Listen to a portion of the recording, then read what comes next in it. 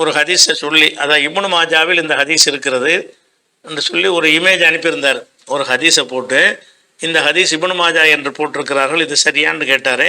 அந்த ஹதீஸ் என்ன என்று கேட்டால், ஒரு மனிதர் வந்து என்ன செய்கிறாருன்னா, வெளியே போய் நடைபாதையில் போயிட்டுருக்கிறார். போயிட்டுருக்கும் பொழுது ஒரு மரத்தினுடைய ஒரு ஒரு கிளை வந்து என்ன செய்கிறது, நடைபாதையில் போகிறவங்களுக்கு இடைஞ்சல் பண்ணிகிட்டு இருக்கிறது. ஒரு கிளை நீட்டிக்கிட்டு இருக்கிறது, போகிறவன் தலையெல்லாம் அடிக்கிறது, வண்டியில் போனால் இதில் தள்ளி விட்டுறது. ஒரு கிளை வந்து ரோட்லேருந்து விலகி வந்து போகிற வாரவங்களுக்கெல்லாம் இடைஞ்சல் கொடுத்து கொண்டே இருந்துச்சு. இதை பார்த்து ஒருத்தர் நினைஞ்சாருன்னா அந்த கிளையை வெட்டி விட்டு மக்கள் ஃப்ரீயாக போகிறதுக்காக வேண்டிய ஒரு வேலையை செஞ்சார். அதனால அல்லாஹ் என்ன செஞ்சான்னா, அவருடைய அந்த செயலை பொருந்தி கொண்டு அவரை அல்லாஹ் மன்னித்தான் அப்படிங்கிற ஹதீஸை தான் அவங்க எழுதி இப்னு மாஜாவில் இருக்குது. இது சரியான்னு கேட்குறீங்க.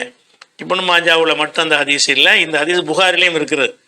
புகாரி எதுக்கு சொல்கிறான்னு கேட்டால், அதில் அறிவிப்பாளர் பிரச்சனை இருக்காது, எல்லாமே கரெக்டான ஆட்களாக இருப்பாங்க. புகாரியில் 652வது ஹதீஸ்லையும் புகாரில் 2472வது ஹதீஸ்லையும் இந்த நீங்கள் இப்னு மாஜான்னு குறிப்பிட்டீங்கல்ல, அந்த ஹதீஸு இப்னு மாஜாவில் மட்டுமல்ல, புகாரியில் 652 2472 ஆகிய இடங்களில் புகாரிலும் இருக்குது. இந்த கருத்தில் எந்த ஒரு பிழையும் கிடையாது. அல்லாஹ் நினச்சான்னு சொன்னால் சின்ன சின்ன அற்பமான ஒரு விஷயத்துக்கெல்லாம் பெரிய கூலியை கொடுப்பான்.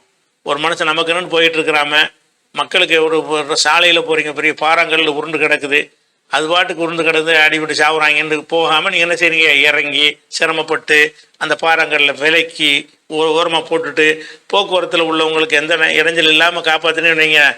இந்த மாதிரி பிறருக்கு நன்மை செய்கிறதுக்கு நீங்கள் அக்கறை காட்டுவதற்கு அல்லாஹ் அதை ஏற்றுக்கிட்டான்னு சொன்னால் உங்களுடைய பாவங்களை மன்னிப்பான்.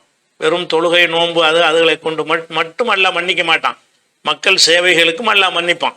இது ஒரு மக்கள் சேவையை நீங்கள் செஞ்ச காரணத்தினால் அல்லாஹ் என்ன செய்கிறான், உங்களை மன்னித்தான்ற கருத்து. நல்ல அழகான கருத்து தான் இது. அது இப்னு மாஜாவிலும் இருக்கிறது, புகாரிலையும் இருக்கிறது. கருத்தின் அடிப்படையிலையும் சரியானது ஹதீஸ் தான், அறிவிப்பாளர் வகையிலையும் சரியான ஹதீஸ் தான்.